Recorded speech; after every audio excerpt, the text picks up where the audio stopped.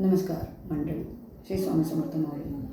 पितरांच्याबद्दल तुम्हाला लास्ट एपिसोडमध्ये मी सांगितलं होतं की पितरांमध्ये हे मुलं खरंच पूर्वजांचं रूप असतं.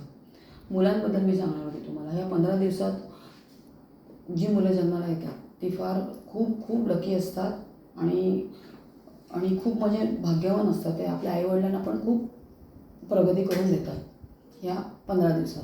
म्हणजे ह्या 15 दिवसात जन्माला आली मुलं, आणि ही जी मुलं पुढे जाऊन खूप प्रगती करतात आणि आईवडिलांचं नाव काढतात.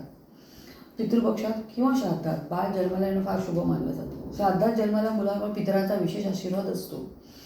ही मुलं म्हणजे कुटुंबात आनंद घेऊन येतात. लहान वयातच ही खूप मोठी समजूतदार असतात. आपल्या बुद्धिमत्तेच्या जोरावर ही मुलं इतरांचं मन जिंकतात आहे. इतरांचं मन जिंकून खूप श्रेष्ठत्व एकदम ती लेवल प्राप्त करतात ती लोक.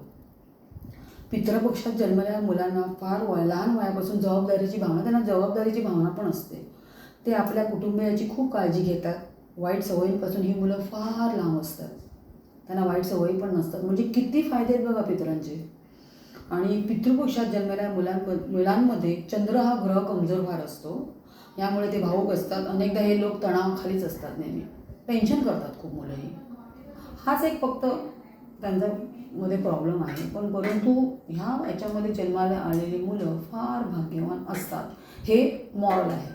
आणि दुसरं सांगते तुम्हाला मी, आपली देवपूजा झाल्यानंतर आता पितरांचा एपिसोड मी आता पूर्ण करते.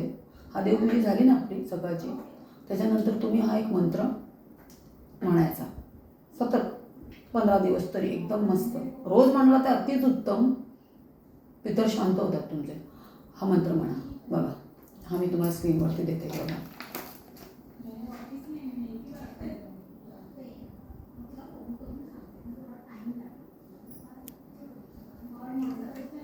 ठीक आहे. नमस्कार.